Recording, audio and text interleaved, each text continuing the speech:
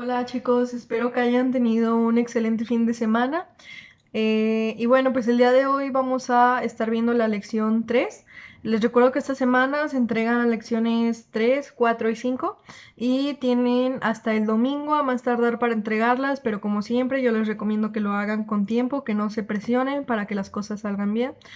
Y pues vamos a empezar con la lección 3, que la introducción se titula Etapas y avances de la ciencia y la tecnología en los siglos XX y XXI, las guerras. Lo primero que les voy a pedir en su plataforma es que lean este documento, que es la introducción. Son nada más 3 paginitas, está muy digerible. De hecho son 2 páginas y cachito, ni siquiera son 2 páginas y media, entonces van a ver que muy rápido lo van a poder hacer.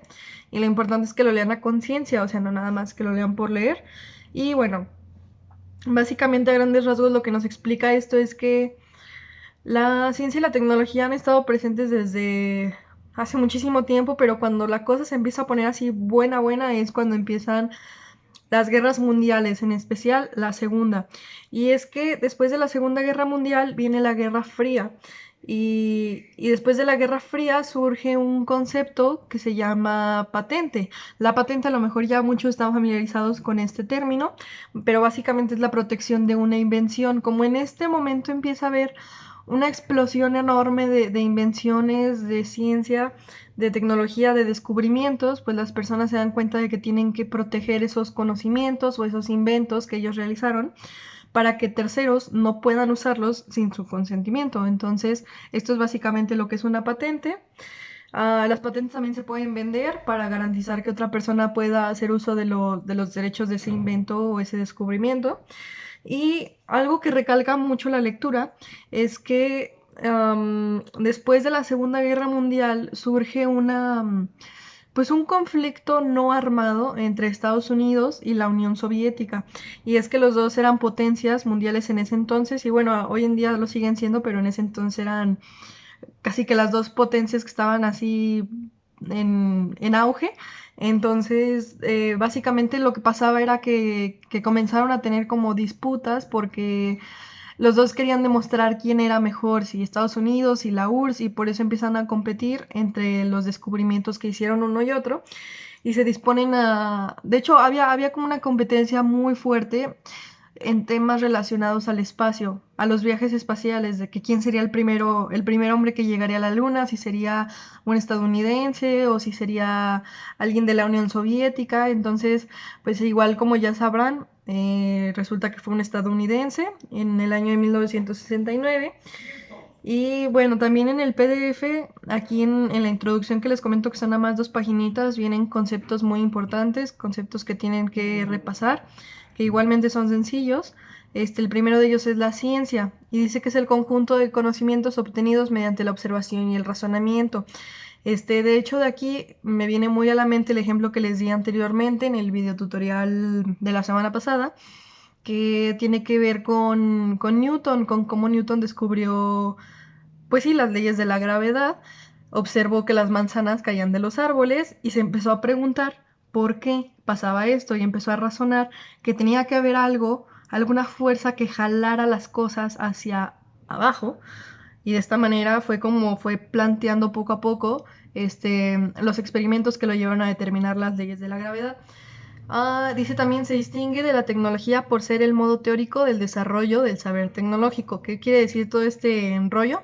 Que simplemente la ciencia se basa en la teoría y la tecnología en lo práctico. De hecho, esto también ya se los comentaba en el video de la semana pasada. La ciencia busca entender y la tecnología busca aplicar. Y luego viene el concepto de tecnología, que ya lo platicamos, conjunto de teorías y técnicas que permiten el aprovechamiento práctico del conocimiento científico. Aquí la tecnología toma lo que la ciencia estudia para transformarlo en algo funcional. Se trata de un saber operativo y no de un saber teórico.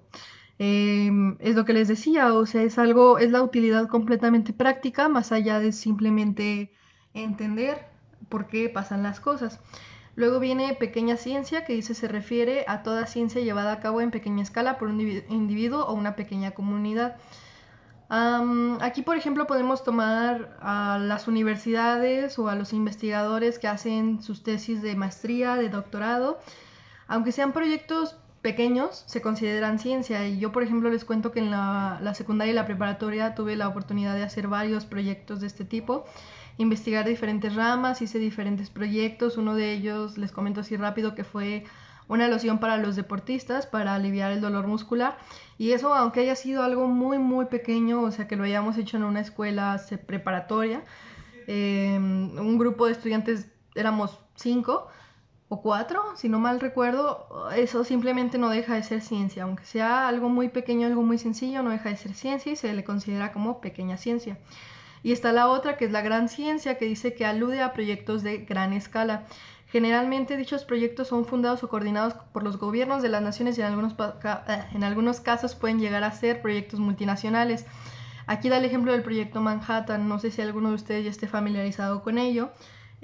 Fue un proyecto muy, muy importante en la historia de la humanidad porque sucede en el contexto de la Segunda Guerra Mundial para la creación de armas nucleares, la creación de alguna bomba atómica que fuera funcional.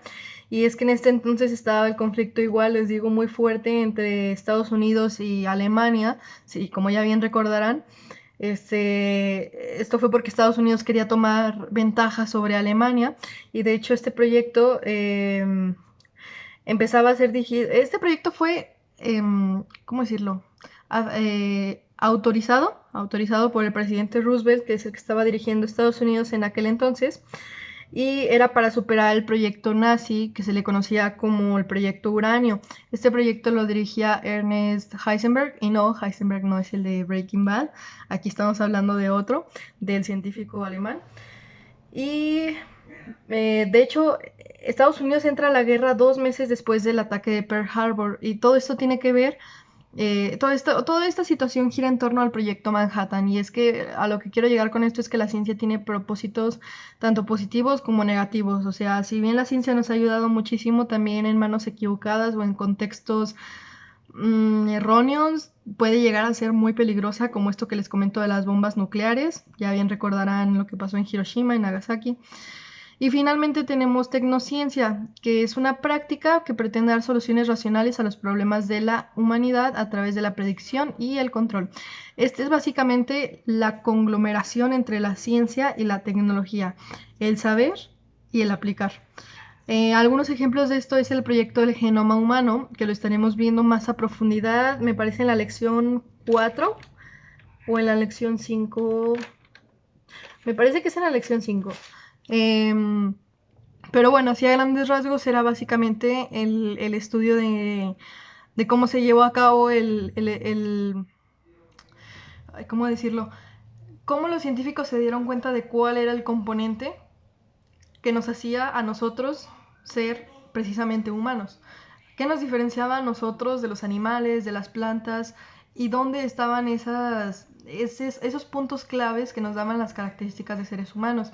Eso fue básicamente a grandes rasgos lo que trató el proyecto, que les digo que fue un proyecto internacional, varios países participaron en él. Y después da algunos ejemplos de lo que es la pequeña ciencia, de la gran ciencia, como lo que yo ya les comentaba ahorita hace un momento, y también de la tecnociencia.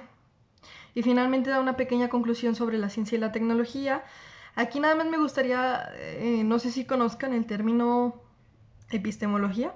Bueno, en el último párrafo, en el penúltimo renglón dice todos estos cambios epistemológicos y metodológicos. Epistemológicos quiere decir que vienen de la epistemología, y la epistemología es el estudio del conocimiento. Entonces les hago esa aclaración para que cuando lleguen a ese párrafo no tengan ningún problema.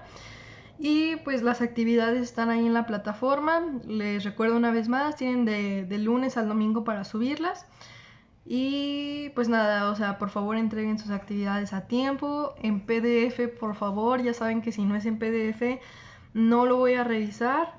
Y pues nada, ya saben que cualquier duda pueden contactarme por WhatsApp. En caso de que no estén en el grupo todavía, les recuerdo que tienen que entrar a la lección 0 y en el apartado que dice mi grupo de WhatsApp hay un link y basta nada más con que le den clic al link para que se unan instantáneamente al grupo.